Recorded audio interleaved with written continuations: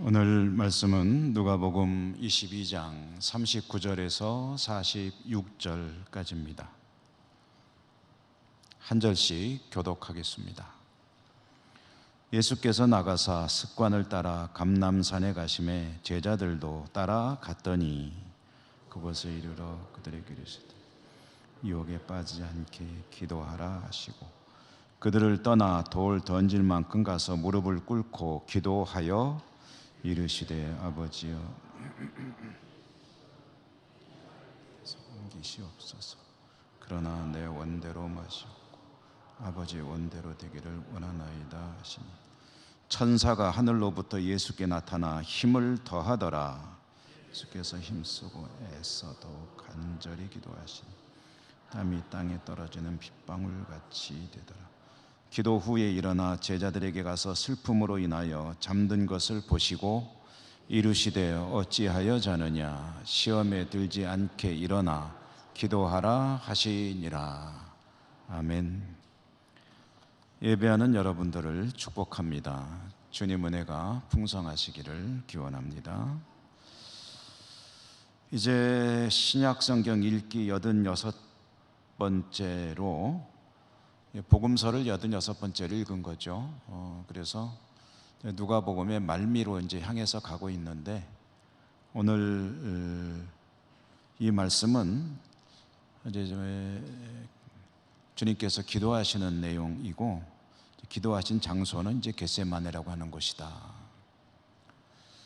지난 수요일에는 주님께서 제자들과 마지막 만찬을 나누시며 제자들에게 제대로 된 가르침은 이제 죽으시기 전에 가르침은 이제 마지막으로, 그러니까 마지막 주님의 제자들을 향한 가르침을 주시는 장면을 우리가 읽었습니다. 마지막 만찬을 나누시고 마지막 가르침을 주시고 이제 그 뒤에 이어지는 이야기가 오늘 말씀입니다. 주님께서 제자들과 자리를 옮기십니다. 어디로 옮기셨느냐 보니까 어느 성경에 감람산으로 가셨다.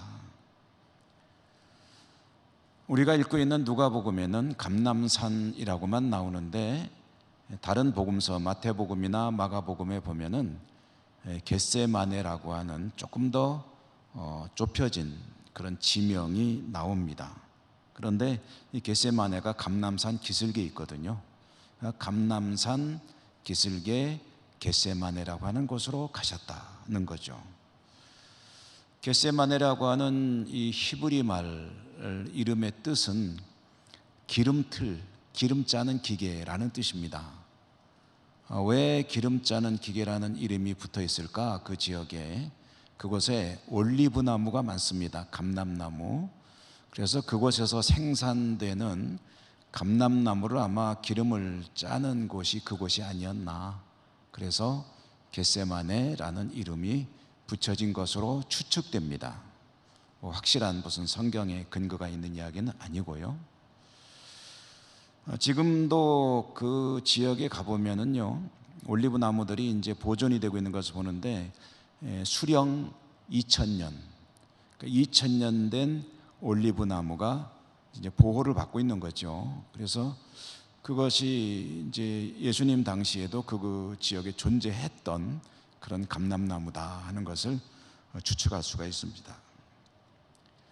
주님께서 제자들을 데리고 감람산 겟세마네로 가셨는데 오늘 이 말씀 속에 굉장히 중요한 그런 구절이 하나 들어있습니다. 그것은 39절에 나오는 습관을 따라라는 구절입니다. 습관을 따라.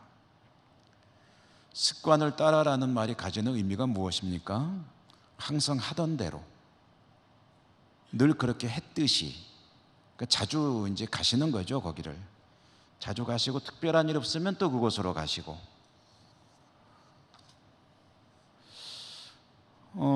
습관에 따라 감람산에 가셨다고 하는데 다른 복음서들에 보면은 주님께서 마지막 십자가에 달리시기 전 한 주간을 예루살렘을 중심으로 지내실 때요, 그 동선이 나옵니다. 동선.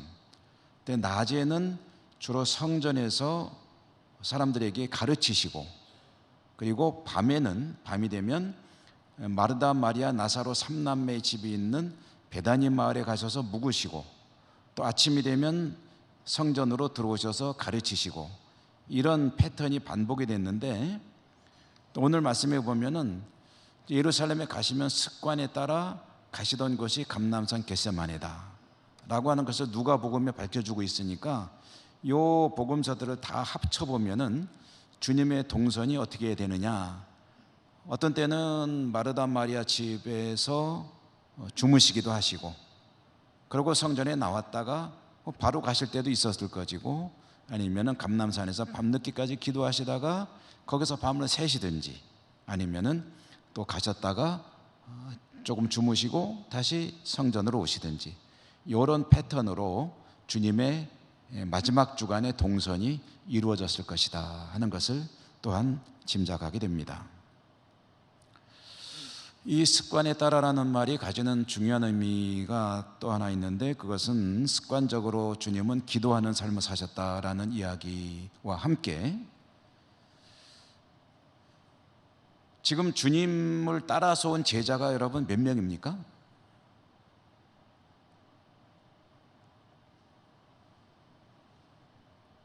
몇 명이려나? 제자가 몇 명이죠? 12명이잖아요. 그런데 12명이 다 따라왔을까요?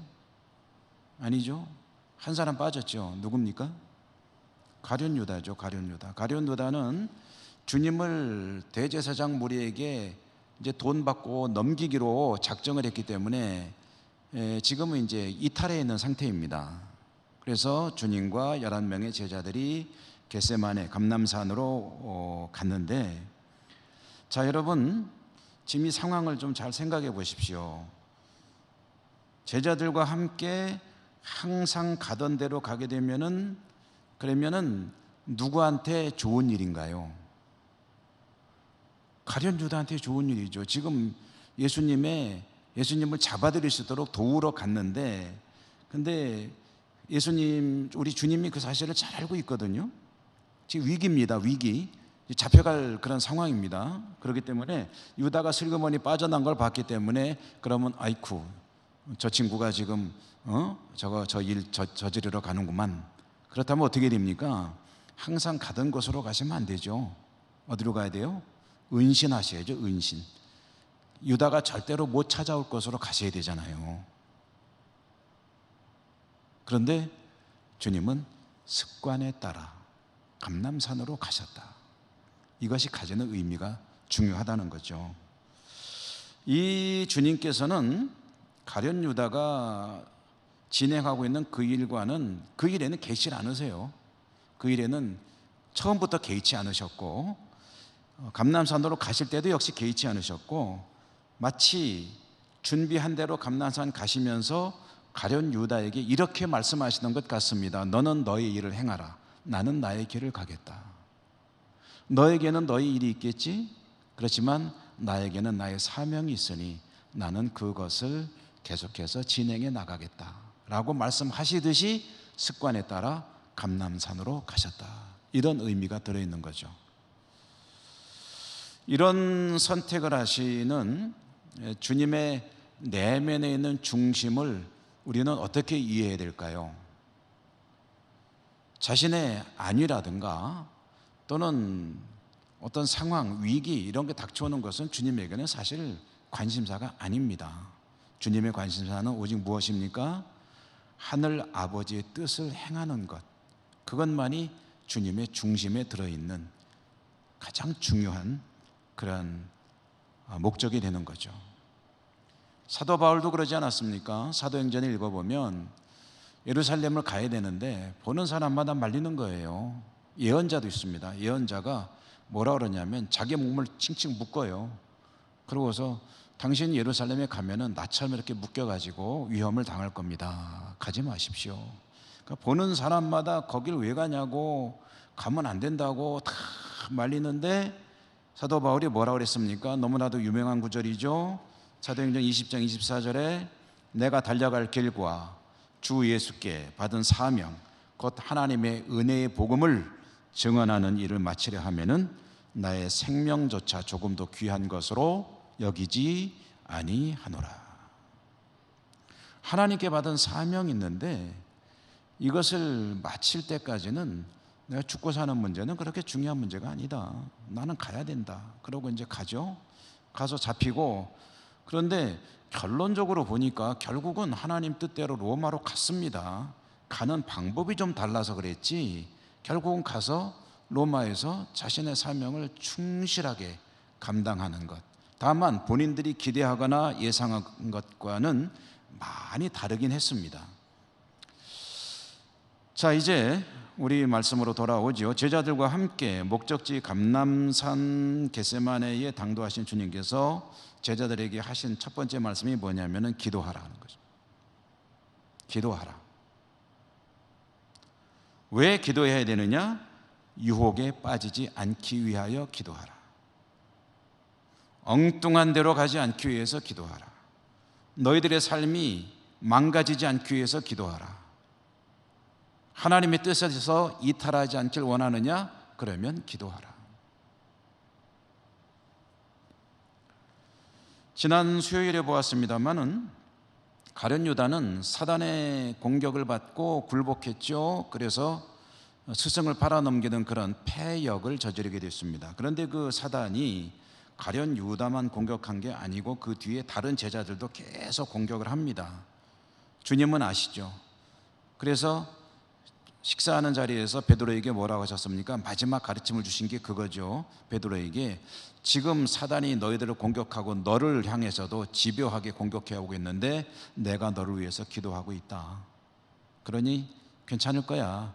그런데 베드로야, 너에게 사명이 크구나. 너 자신도 잘 보살피고 그리고 너와 함께하는 사람들도 내가 많이 도와줘야 된다 라고 이제 베드로에게 일종의 수제자로서 감당해야 될 사명을 새롭게 해주십니다. 그러자 베드로가 그 말에 감격해서 뭐라고 그랬어요? 죽어도 주님과 함께 죽겠습니다. 어디를 가든지 저는 따라가겠습니다 라고 했는데 너 3번 나 부인할 거야 라는 그런 예고도 들었죠.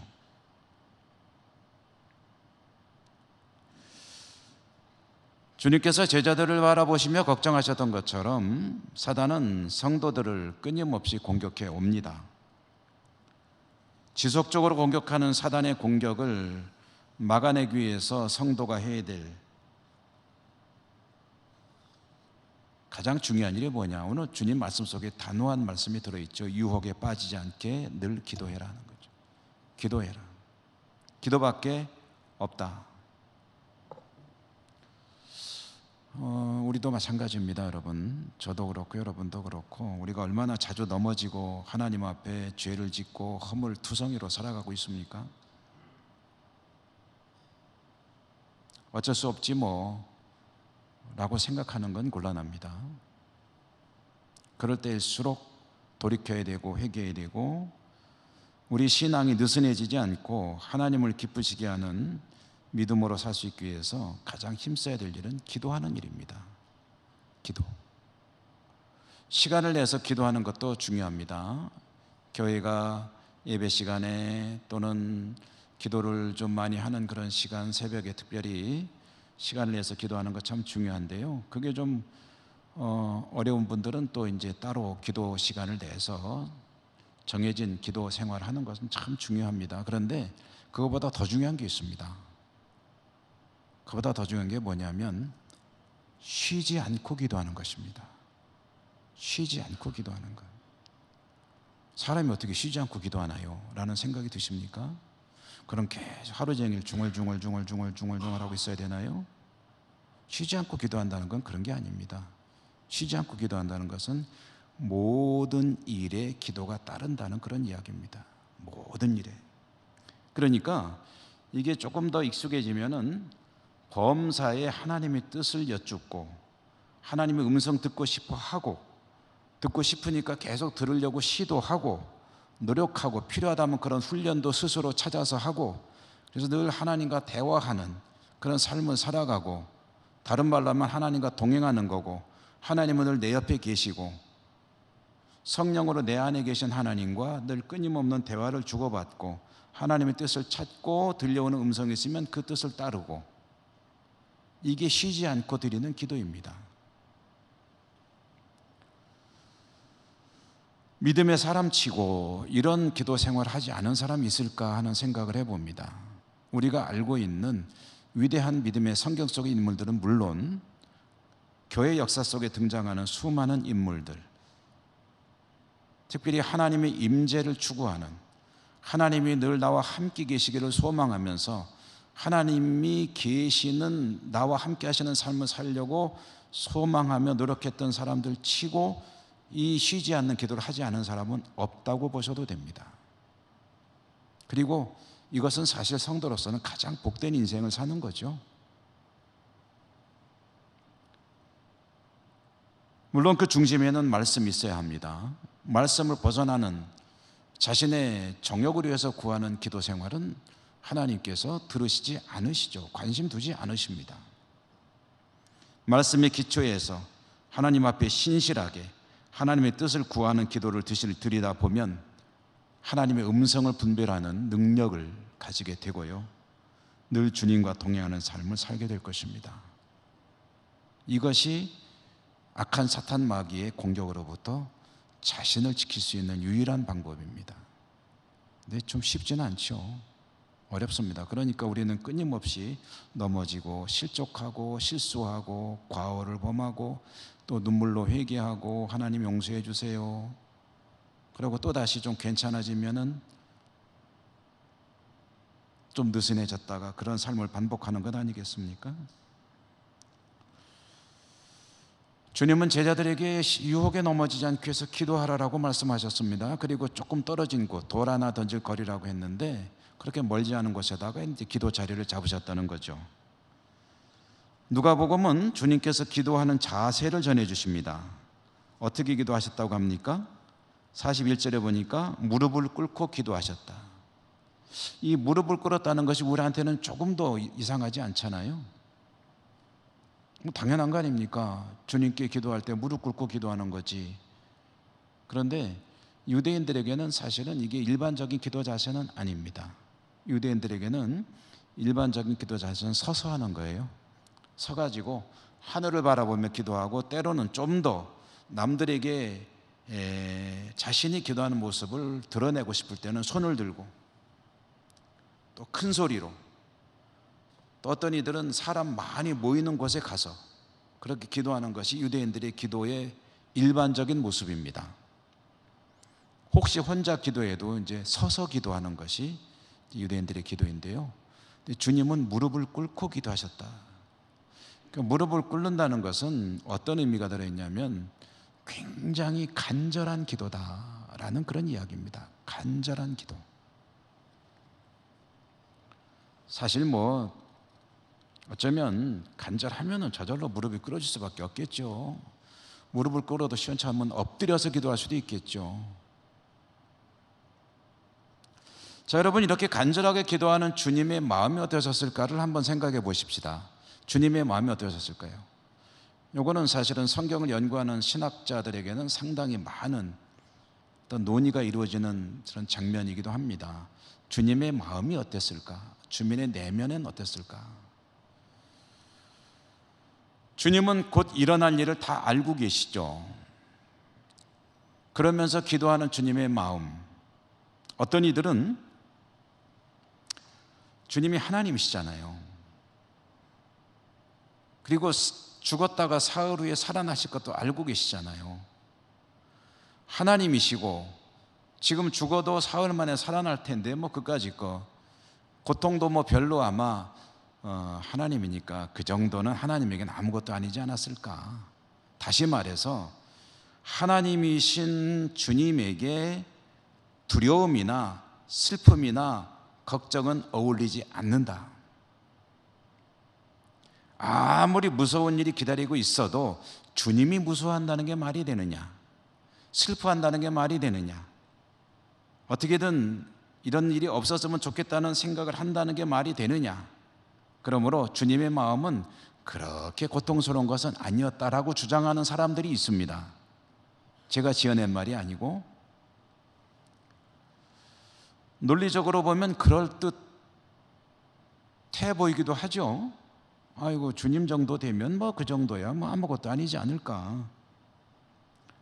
그런데 여러분 이 사실을 잊으면 안 됩니다. 주님은 하나님이시지만 동시에 사람입니다. 사람인데 하나님 반 사람 반이 아닙니다. 하나님 100 사람 100입니다. 100% 사람. 이 무슨 뜻이냐면은 사람이 가지고 있는 모든 약점은 그대로 다 가지고 계신 분이다.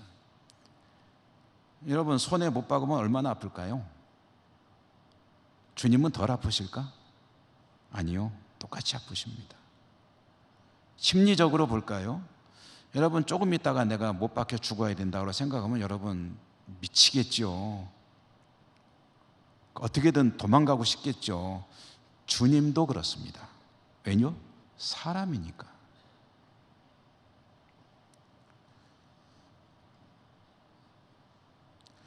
여러분 이런 생각도 한번 해봅니다. 주님에게는 하나님이시기 때문에 십자가 같은 것은 뭐 별거 아니야. 그 정도는 얼마든지 감수할 수 있어라는 그런 마음, 그런 자세라고 하셨다면 주님에게 우리가 그렇게 감사가 나올까요? 그거 별거 아니었는데 사실은 주님이 하시긴 하셨지만 그거 별거 아니었어. 주님한테는 아주 수월한 일이었어 라고 한다면 그 감사할까요?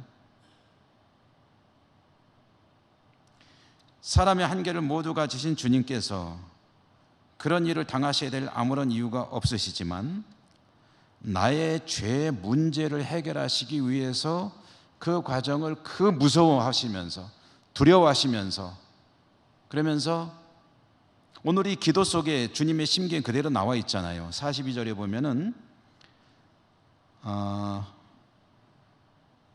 같이 한번 읽어볼까요? 42절 화면에 한번 띄워주시죠. 42절 읽습니다. 이르시되 아버지여 만일 아버지의 뜻이거든 이 잔을 내게서 옮기시옵소서. 그러나 내 원대로 마시옵고 아버지의 원대로 되기를 원하나이다 하시니 아멘. 이게 주님의 마음이에요. 피하고 싶어요. 주님 이거 꼭 제가 이 일을 해야 되겠습니까? 사람의 한계를 모두 가지셨기 때문에 그럴 이유도 없으시지만 그러나 그 길을 묵묵히 감수하시는 주님의 이 모습이 우리에게는 너무나도 큰 감사이고 은혜가 되는 것이죠. 그렇잖아요.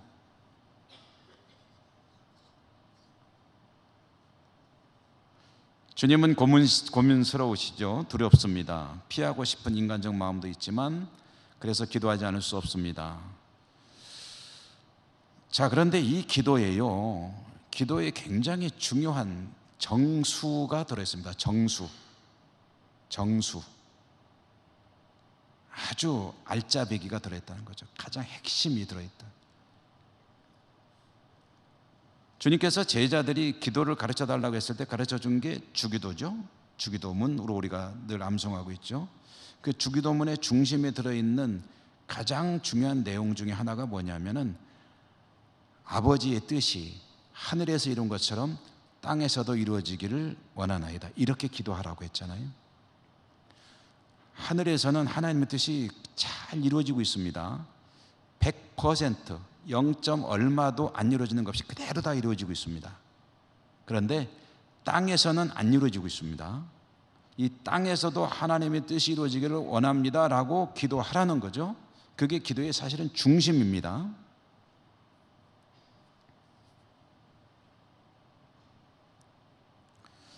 지금 주님이 드리는 기도를 한번 보실까요? 주님이 원하는 것을 명확하게 뜻을 밝히셨습니다. 아버지, 이 잔을, 이 십자가의 이 어려운 이 과정을 나에게서 좀 비켜갈 수 있었으면 참 좋겠습니다. 이거는 내가 원하는 거예요. 그렇지만 나의 원대로 마시고 아버지 원대로 하십시오. 이것은 드려야 될 기도를 보여주는 것이죠. 나는 이것을 원하지만 그러나 아버지의 뜻이 이루어지기를 원합니다. 우리들이 기도하죠. 우리의 모든 소원은 당연히 하나님께 아뢰야 합니다. 그런데 여기에 대전제가 있다는 거예요. 뭐냐면 당연히 하나님께 아뢰지만 그러나 하나님의 뜻이 더 우선이고 더 큰 울타리입니다. 그 안에서 나의 소원이 맞는다면 이루어졌으면 참 좋겠지만 그게 아니라면 아버지의 뜻이 이루어지길 원합니다. 이것이 우리의 기도가 되어야 된다는 거죠.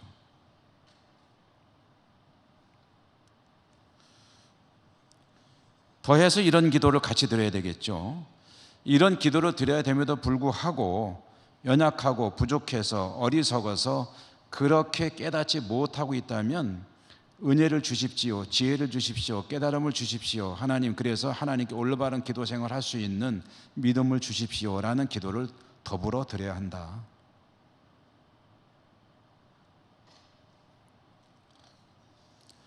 이렇게 기도하시는데 그 기도가 얼마나 집중해서 하는 힘든 기도였든지 땀이 떨어지는데 핏방울처럼, 핏방울이 된 게 아닙니다. 땀이 핏방울이 되었다 그렇게 하지 마시고 땀이 피가 떨어지는 것처럼 떨어지더라. 천사가 와서 도와야 할 정도였다. 이렇게 주님의 기도가 집중해서 아버지께 드려지고 있었다. 주님께서 기도를 마치시고 이제 때가 가까워지는 거죠. 제자들에게 오니까 제자들이 잠들어 있었다는 거죠. 그런데 누가복음에는 제자들이 잠든 이유를 밝혀줍니다. 제자들이 왜 잠들었다고 했습니까? 오늘 성경에 보면은 45절에 보니까 슬픔으로 인하여 잠든 것을 보셨다. 그러니까 제자들이 슬픈 거예요. 여러분, 슬픔이라는 것은 사람을 지치게 만들죠. 사람을 맥없이 만들죠. 사람을 주저앉게 만듭니다. 제자들도 그동안에 주님이 아무리 말해도 잘 못 알아들었는데 이때쯤에는 상황 파악을 한 것으로 보입니다. 슬픕니다. 허탈합니다. 긴장의 하루를 보냈기 때문에 탈진했습니다. 그들은 슬픔 가운데 주저앉아서 넋놓고 허탈해 있다가 잠이 들었다라는 것입니다. 그런 제자들을 보시면서 주님께서 하시는 말씀이 46절인데요 46절도 한번 같이 읽어보도록 하실까요? 46절 읽겠습니다. 이르시되 어찌하여 자느냐, 시험에 들지 않게 일어나 기도하라 하시니라. 아멘. 여기서 또다시 주님의 명령이 나옵니다. 뭐 하라고요? 기도하라. 그러니까 지금 이 위대한 사명을 앞두고 어쩌면 시험에 들 수도 있을 제자들에게, 또 앞으로 믿음을 지켜나가야 될 제자들에게 신앙에서 승리할 수 있게 해서 너희들이 할 일은 시작도 기도이고 끝도 기도이다. 기도로 시작하고 기도로 끝내는 것이 현재 이 단락의 구조입니다. 그러니까 주님의 첫 말씀이 기도이고요, 이 상황을 매듭짓는 말씀도 기도예요. 이유는 똑같습니다. 시험에 들지 않게, 유혹에 넘어지지 않게 기도하라.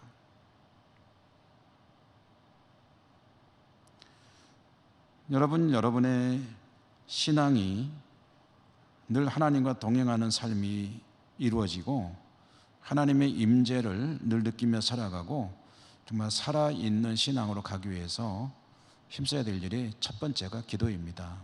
쉽지 않죠? 어렵습니다. 넉넉고 기도만 하는 것도 아닙니다. 기도의 훈련도 필요하고 정말 여러 가지 노력들이 필요한데요, 그렇지만 일단 기도를 하는 것이 중요합니다. 저는 오늘 저 자신도 그렇고 우리 사랑하는 예천교회 가족 여러분도 그렇고요, 이 기도에 승리하고 늘 하나님과 동행하는 복된 삶이 이루어질 수 있기를 주님 이름으로 축원합니다. 은혜로우신 하나님 감사합니다. 오늘 또 말씀 주셨습니다. 이 말씀 따라 승리할 수 있기를 원합니다. 도와주시고 축복해 주시옵소서. 예수님 이름으로 감사하고 기도드립니다. 아멘.